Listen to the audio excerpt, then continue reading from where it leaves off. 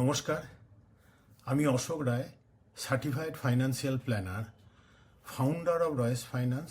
আজকে আমরা একটা খুব গুরুত্বপূর্ণ বিষয় নিয়ে আলোচনা করব। আমরা দেখেছি যে হেলথ ইন্স্যুরেন্সের বিষয়ে সঠিক নলেজ না থাকার জন্য অনেকেই অনেক ভুল করে বসেন, আর সেটার রেজাল্ট হিসেবে কি হয়, অনেক মানুষকে আমরা দেখেছি তাদের অনেক আর্থিক ক্ষতি হয়ে যায়। এই কারণে এই যে ভিডিও সিরিজটা তৈরি করা হয়েছে, এখনো পর্যন্ত এই সিরিজটাতে আমরা কি করেছি, এখনো পর্যন্ত আপনার মতন প্রচুর মানুষের সঙ্গে কাজ করতে গিয়ে আমরা যে সমস্ত প্রশ্নগুলো আপনাদের কাছ থেকে পেয়েছিলাম, যেগুলো অ্যাকচুয়ালি আপনাদের জানা না থাকলে পরে আর্থিকভাবে অনেক ক্ষতি হয়ে যেতে পারে, এই রকম আমরা যে প্রশ্নগুলো থেকে অবজার্ভ করেছিলাম যে এই প্রশ্নগুলো নিয়ে অন্তত পক্ষে আলোচনা করা খুব দরকার, সেই বিষয়গুলোকে নিয়ে এই ভিডিও সিরিজটা তৈরি করা হয়েছে এবং এটা খুব গুরুত্বপূর্ণ। পুরো ভিডিওটাকে দেখুন, দেখলে বুঝতে পারবেন যে হ্যাঁ, এই জিনিসগুলো না জানা থাকলে আমাদের কি সমস্যা হতে পারে। তো এনিওয়ে, যে প্রশ্নগুলো পাওয়া গেছে সেগুলো নিয়ে এবার একটু ডিসকাস করি। প্রথম একটা প্রশ্ন, সেটা হচ্ছে যে অনেক মানুষ জিজ্ঞেস করেছেন অনেকভাবে, সেটা হচ্ছে হেলথ ইন্স্যুরেন্স করা কি খুব দরকার, মানে হেলথ ইন্স্যুরেন্স কেন ইম্পর্টেন্ট, এরকম টাইপের অনেকে প্রশ্ন করেছে।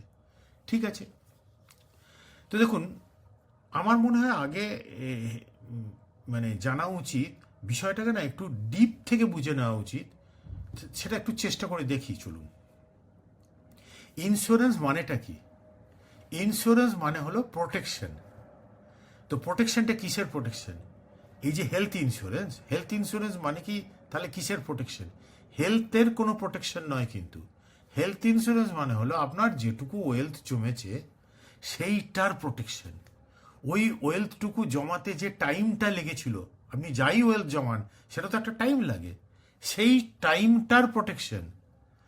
আর ভবিষ্যতে লোনের বোঝা যাতে না বয়ে বেড়াতে হয়, হেলথ ইন্স্যুরেন্স করা মানে হচ্ছে সেইটার প্রোটেকশন। না হলে এক ঝটকায় না এতদিনের সঞ্চয় মানে উড়ে যেতে পারে।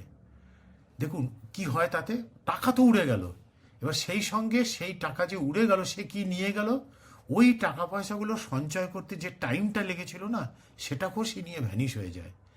টাইম, মানি এবং সমস্ত ফিউচারের ফাইন্যান্সিয়াল গোলের স্বপ্ন সব একসঙ্গে ভ্যানিশ হয়ে যায় এই হেলথ ইন্স্যুরেন্সের প্রোটেকশনটা না থাকার জন্যে। দেখুন, একটা স্টাডিতে দেখছিলাম আমি যে ইন্ডিয়াতে 70%-এরও বেশি ফ্যামিলি মোটামুটি অবস্থা থেকে মানে গরিব হয়ে গেছেন, যখন তার অনেক কারণ ছিল। তার মধ্যে একটা প্রধান কারণ ছিল কিন্তু ওই ফ্যামিলিতে তাদের কোনো মানে হঠাৎ করে আসা রোগের খরচ সামলাতে না পারার কারণেই তাদের কিন্তু এই জায়গাটা এসেছিল। এবার আজকের যুগে না চিকিৎসার খরচ দিনে দিনে বাড়ছে, আমরা দেখছি।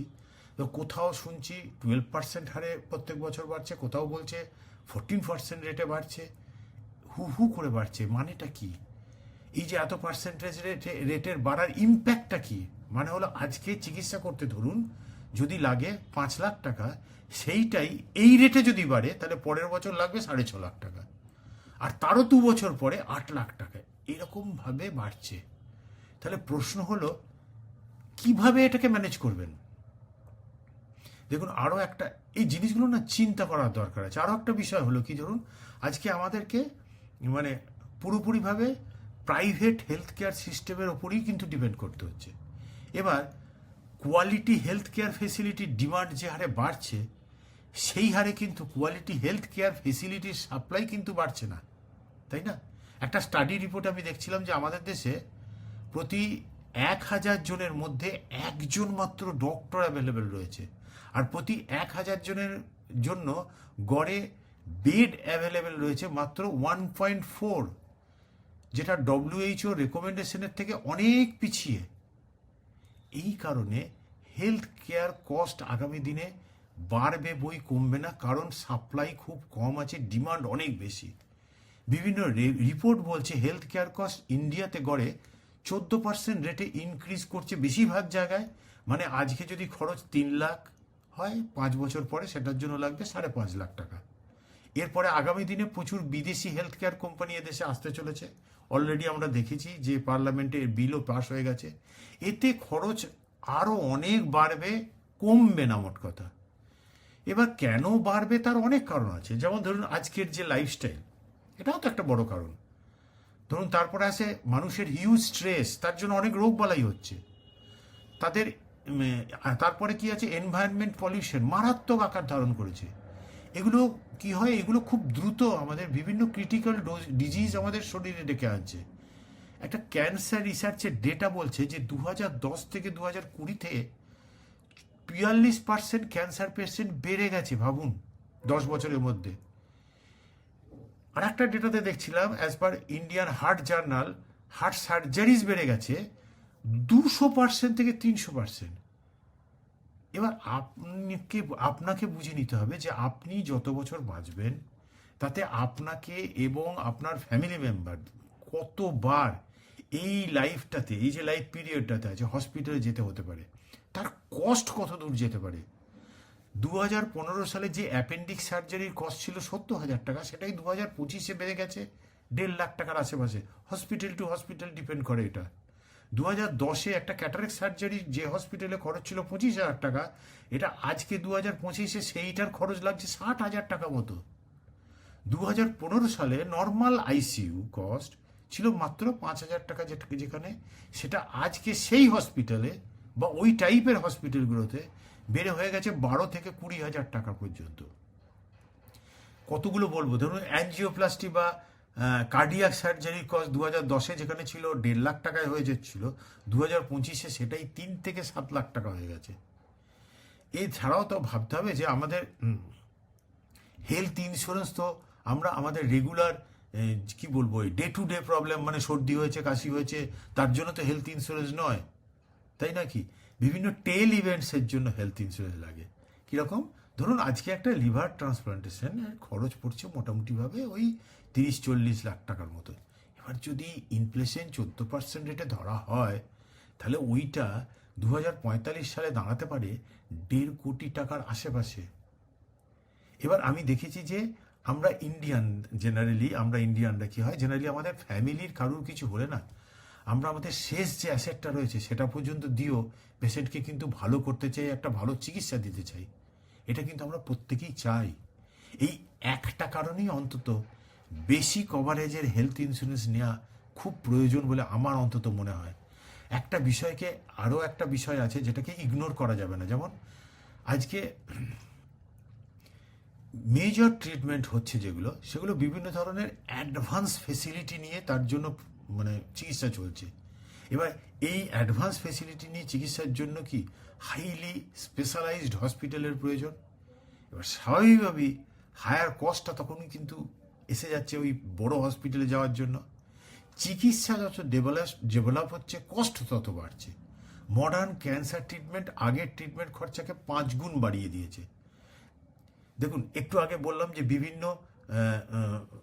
বিভিন্ন বিদেশের বিভিন্ন বড় বড় সংস্থা তারাও ইন্ডিয়াতে আসছে হেলথ ইন্স্যুরেন্স বিজনেস নিয়ে। এবার তারা কিন্তু এখানে বিজনেস করতে আসছে, তারা কিন্তু এখানে মানে দানছত্র করতে আসছে না।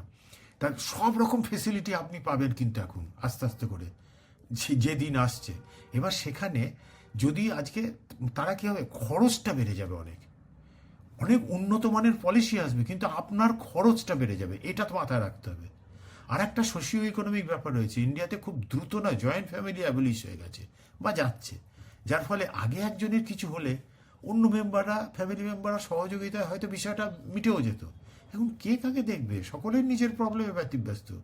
আমার মনে হয় এত কিছু বলার প্রয়োজন নেই। আপনি একবার ভাবুন তো, যে আজকে যদি আপনার বা আপনার ফ্যামিলির কোনো এমার্জেন্সি কারণে অ্যাডমিট হয়ে চিকিৎসা করাতে হয়, তাহলে হসপিটাল কস্ট প্লাস ওই যে হসপিটালে যাওয়ার আগের যা কিছু টেস্ট ইত্যাদির খরচ, হসপিটাল থেকে ফিরে আসার পর তার যা খরচ, সব নিয়ে যদি 10-15 লাখ টাকার প্রয়োজন হয়, আমি একবার বলছি, দেখুন এই 10-15 লাখ টাকাটা কোথা থেকে আসবে? আপনাকে কোনো লোন করতে হবে না তো, কোনো লং টার্ম গোলকে ব্রেক করে টাকা তুলে নিতে হবে না তো, আপনার কোনো এমার্জেন্সি ফান্ডকে ব্রেক করে নিতে হবে না তো। যদি এগুলোর উত্তর হয় যে না, এরকম কিছু হতে হবে না, তাহলে আমি বলবো এবার ভাবুন যে এই টাকাটা আপনাকে সেভ করতে যে সময়টা লেগেছিল, ওই টাইমটাও তো আজকে বড় কষ্ট হয়ে যেতে পারে। কারণ লাইফে আর্নিং পিরিয়ড একটা তো লিমিটেড টাইম, আপনি যেদিন আর্নিং শুরু করেছেন একদিন আর্নিং চলে যাবে। এই লিমিটেড পিরিয়ডটা ধরেই যদি সেখানে সেই টাইমের মধ্যে কিছু টাইম আমার এরকম রোগ বলায় চিকিৎসা করতেই চলে যায়, সেটাও তো খুব বড় একটা ব্যাপার। তো আশা করি বুঝতে পারছেন আমি কেন বলছি যে ইমিডিয়েট কোনো রকম যুক্তি তর্ক ইত্যাদিতে না গিয়ে একটা হেলথ ইন্স্যুরেন্স করে রাখা খুব দরকার। নেক্সট একটা খুব ভালো প্রশ্ন, এটা নিয়ে এবার আলোচনা করি। অনেকে বলেছেন করব, যখনও করলেই তো হয়, এরকম অনেক কোশ্চেন আছে, মানে অ্যাকচুয়ালি কোন এজে হেলথ ইন্স্যুরেন্স নেওয়াটা উচিত, এটাই হচ্ছে সকলের প্রশ্নের মূলটা। তো দেখুন, আমাদের সাজেশন হলো মোটামুটি একটা ইনকাম স্টার্ট করলি, মানে নিজের কোনো ইনভেস্টমেন্ট শুরু করার আগেই সব প্রথম নিজের জন্য একটা হেলথ ইন্স্যুরেন্স করে রাখা উচিত। কারণ কি? কারণ হলো অল্প বয়সে প্রিমিয়াম তাকে কিন্তু অনেক কম থাকে। বেশিরভাগ ক্ষেত্রে এই এজে বড় কোনো জেনারেলি ডিজিজ থাকে না, ফলে ইজিলি যে কোনো ভালো কোম্পানিতে একটা ভালো পলিসি অ্যাকসেপ্ট হয়ে যায়। মানে একটা জিনিস আপনার জানা হওয়া থাকা দরকার, পরে এই ভিডিও সিরিজ যত বাড়বে এটা নিয়ে জানতেও পারবেন। ইন্স্যুরেন্স কোম্পানিগুলোর ফ্রেমওয়ার্ক হলো, যখন কারোর কোনো ডিজিজ এসে যায় তার শরীরে, ইন্স্যুরেন্স কোম্পানির কাছে তার কভারেজের জন্য তখন তার রিস্কটা অনেক বেড়ে যায় ইন্স্যুরেন্স কোম্পানির কাছে। তখন তার পলিসি অ্যাকসেপ্ট ইন্স্যুরেন্স কোম্পানিগুলো নাও অনেক ক্ষেত্রে করতে পারে। এবার আজকে আমি এখন এজ কম আছে, এখন আমি ইন্স্যুরেন্স নিচ্ছি না, কাল যদি আমার শরীরে কোনো ডিজিজ এসে যায়, আসবে না এটা তো কেউ জানি না, তখন কিন্তু আমার ইন্স্যুরেন্স পাওয়াটাও কিন্তু খুব শক্ত হয়ে যেতে পারে। এইটা অনেকে বুঝতে পারে না বা নিতে পারে না। আমি পয়সা দেবো, ইন্স্যুরেন্স দেবে না কেন? এটা অন্য ইন্স্যুরেন্স নয়, আমার হেলথের রিস্ক নিচ্ছে ইন্স্যুরেন্স কোম্পানি। একজন 30 বছরের ধরুন মানুষ যার কোনো ডিজিজ নেই, তার জন্য যা প্রিমিয়াম ইন্স্যুরেন্স কোম্পানি চাইবে, আর একজন সেম এজের ব্যক্তি যার কোনো মানে ধরুন ডিজিজ এসে গেছে কিছু একটা, সুগার, ব্লাড প্রেশার ইত্যাদি ইত্যাদি, তার প্রিমিয়াম কিন্তু এক নাও হতে পারে। এই দ্বিতীয় ব্যক্তির কাছ থেকে এক্সট্রা প্রিমিয়াম লোডিং হিসেবে ইন্স্যুরেন্স কোম্পানি চার্জ করতে পারে। তাই একদম ইনকামের শুরুতেই নিজের একটা হেলথ ইন্স্যুরেন্সটা আমার মনে হয় কোনো দেরি না করে রাখাটা উচিত। এবার আর একটা প্রশ্ন নিয়ে আলোচনা করি, যেটা হচ্ছে অনেক মানুষ জিজ্ঞেস করেছেন যে করব তো ঠিক আছে, কত টাকার পলিসি, কত টাকার কভারেজ নেওয়া উচিত ইত্যাদি, বিভিন্নভাবে আপনারা কিভাবে কি দেখেন ইত্যাদি। দেখুন, আমরা জেনারেলি বিষয়টাকে অনেক বেশি হোলিস্টিক অ্যাপ্রোচে দেখি। হ্যাঁ, অনেক ফ্যাক্টর আমাদেরকে বিচার করতে হয়। একটা আমি একটা এত টাকার পলিসি করে নিই, কোনো একটা এরকম হয় না।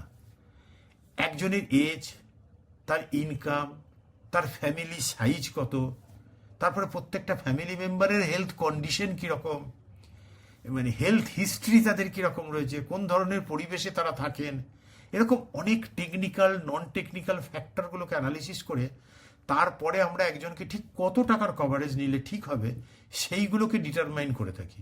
অ্যাকচুয়ালি এই ব্যাপারে আমাদের নিজস্ব ইন হাউস ফ্রেমওয়ার্ক থেকে আরম্ভ করে বিভিন্ন প্রয়োজনীয় সফটওয়্যার রয়েছে, যেগুলোর সাহায্য নিয়ে আমরা আমাদের যে separate dedicated expert analysis team রয়েছে, তারা আবার অনেক বেশি এক্সপিরিয়েন্স, তাদের এই এত বছরের এক্সপিরিয়েন্স দিয়ে তারা এই কাজটাকে করে থাকে। কেন এত কিছু করা হয়, কেন বললাম? কারণ এই বিষয়টা না হালকা চালে নিলে পরে কিন্তু খুব বিপদে পড়তে হয়। আমি যদি একটা কম টাকার কভারেজের পলিসি নিয়ে থাকি, এখন তো কম প্রিমিয়াম লাগছে, তাহলে এটা টেম্পোরারি, এটা আমার লাইফ টাইম থাকবে এই পলিসিটা, এবং এই লাইফ টাইম আমাকে বাঁচাবে। পরে আমি বাড়িয়ে নেবো, পরে আপনি যে বাড়াতে পারবেনই এমন কোনো গ্যারান্টি নেই। একটু আগে আমি বললাম যে আমি ইন্স্যুরেন্স কভারেজ বাড়াবো বললেই যে বাড়াতে পারবো তার কোনো কারণ নেই।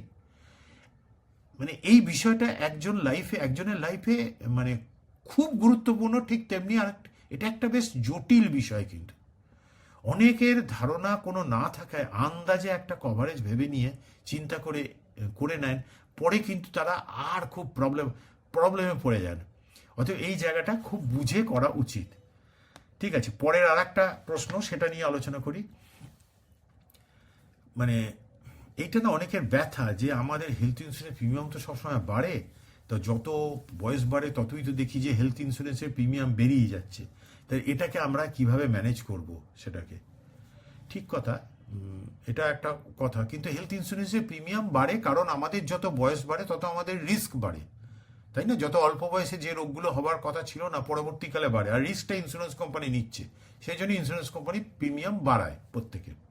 তো দেখুন, বয়সও বাড়বে, আর তাতে আমাদের কোনো কন্ট্রোল নেই।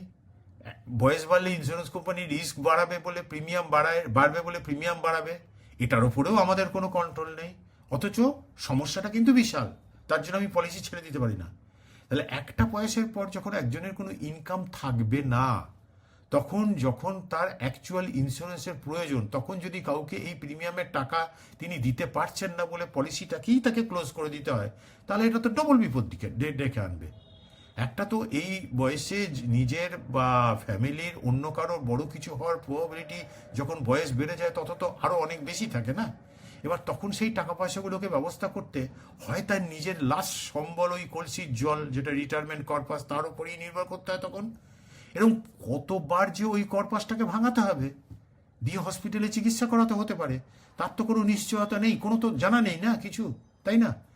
আর একটা দ্বিতীয় ব্যাপার হলো, দেখুন সেকেন্ড ব্যাপার, যিনি এতদিন মানে এত বছর প্রিমিয়াম দিয়ে পলিসিটাকে কন্টিনিউ করলেন, তিনি যেই সময়ে অ্যাকচুয়ালি মানে কি বলবো বেনিফিট নেওয়ার কথা ছিল, তখনই সেটার থেকে তিনি বেরিয়ে গেলেন। কীরকম হয়ে যাবে ব্যাপারটা বলুন তো? আর একটা ব্যাপার হচ্ছে, অনেকে বলেন যে আমি সারা বছরের প্রিমিয়ামটা একসঙ্গে দিতে গেলে আমার প্রবলেম হয়। হ্যাঁ, এটাও একটা প্রবলেম, তাহলে তারও ব্যবস্থা আছে। এ ব্যাপারে আমাদের রিসার্চ টিমের তৈরি করা বিভিন্ন ইউনিক প্ল্যানিং রয়েছে। তা আমাদের তো অ্যাডভাইসারি দেওয়া, প্ল্যান করাই কাজ। তো এরকম প্রচুর প্ল্যানিং আছে এই প্রবলেমগুলোর জন্য, এবং সেগুলো ইউনিক। আপনার ক্ষেত্রে যে প্ল্যানিংটা কাজে লাগবে সেটা অন্যের ক্ষেত্রে নাও লাগতে পারে, আবার অন্যের জন্য যেটা লাগবে আপনার নাও লাগতে পারে। এগুলো অলরেডি প্রচুর মানুষের লাইফে তারা ইমপ্লিমেন্ট করে ভীষণ উপকৃত হয়েছেন। যেহেতু এই প্ল্যানিংগুলো খুবই পার্সোনালাইজড, একটু বললাম আমি, তাই এই প্ল্যানিংটা পার্সন টু পার্সন ডিফারেন্ট হয়। আমি এখানে একটা প্ল্যানিং বলে দিলাম, একটা প্ল্যানিং দিয়ে তো হবে না, অনেক রকমের প্ল্যান হয়।